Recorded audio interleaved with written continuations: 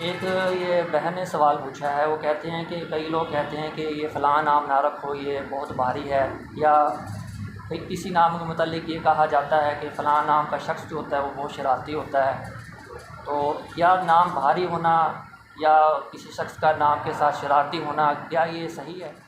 الحمدللہ رب العالمین والصلاة والسلام علی سید المرسلین وعلی آلہ وصحبہ اجمعین، اما بعد۔ جو سوال پوچھا گیا ہے اس حوالے سے رسول اللہ صلی اللہ علیہ وسلم کا ایک فرمان سب سے پہلے سنیں سمجھیں۔ آپ نے فرمایا احب الاسماء اللہ عبداللہ و عبد الرحمن، کہ اللہ کو ناموں میں سے دو نام بڑے پیارے ہیں، ایک عبداللہ اور دوسرا عبد الرحمن۔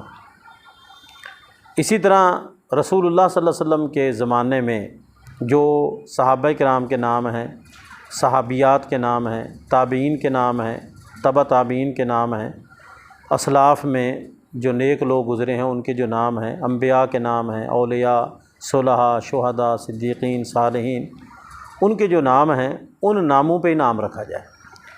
اس سے ہٹ کر جو ہے جس طرح آج کے معاشرے میں لوگ کہتے ہیں جی جدید نام ہونا چاہیے، جدید۔ ایک ساتھی ایک اہل علم کے پاس آیا تو اس نے آ کر سوال کیا کہ کوئی نام ایسا بتائیں جو جدید نام ہو، پہلے کبھی کسی نے نہ رکھا ہو۔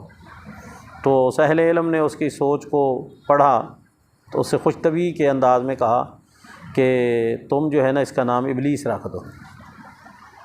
تو وہ بڑا مطلب ہے ہکا بکا رہ گیا کہ یہ میں تو بڑی اچھی امید لے کے آیا تھا، یہ انہوں نے کیا کہا۔ تو اہل علم نے کہا کہ آپ نے جو سوال کیا تھا تو میں نے اس کے مطابق ہی جواب دیا۔ آپ نے کہا کہ کچھ ایسا نام جو جدید اور کسی نے نہ رکھا ہو، تو ابلیس جو ہے نا کسی نے بھی نہیں رکھا۔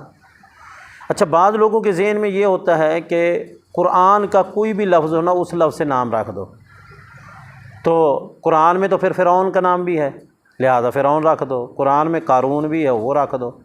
میں نے جلال پور پیر والا میں ایک ریٹائر میجر تھے آرمی سے، ان کے بچوں کو میں پڑھاتا تھا، تو ان کی بچی میرے پاس پڑھتی تھی، اس کا نام ارم تھا۔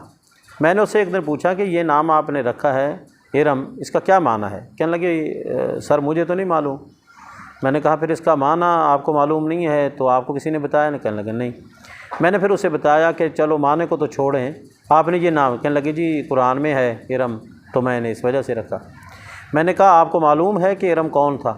پھر میں نے انہیں قرآن پاک کی وہ آیت سورۃ فجر کی پڑھ کے سنائی کہ وہ ایک بہت بڑا کافر تھا، ارم ذات العماد۔ تو میں نے کہا یہ تو کافر کا نام۔ تو اس بچی نے اپنے گھر جا کے اپنے والد صاحب کو بتایا، وہ دوسرے دن میرے پاس آ گیا، کہنے لگے جی آپ بچوں کو صرف پڑھانے کی حد تک آپ پڑھایا کریں اور باقی جو ہے نا ادھر ادھر کی باتیں نہ کیا کریں۔ میں نے کہا ڈاکٹر صاحب، ڈاکٹر تھے وہ میجر ریٹائر، میں نے کہا ڈاکٹر صاحب میں نے جو بات کی ہے پہلے آپ وہ بات تو سنیں۔ میں نے کہا میں نے تو یہ کہا ہے کہ یہ نام جو ہے نا صحیح نہیں ہے۔ تو میں نے کہا آپ کو معلوم ہے کہ ارم جو ہے نا وہ کون تھا؟ کہنے لگے جی بس آپ جو ہے نا صرف ان کو قرآن پاک پڑھائیں۔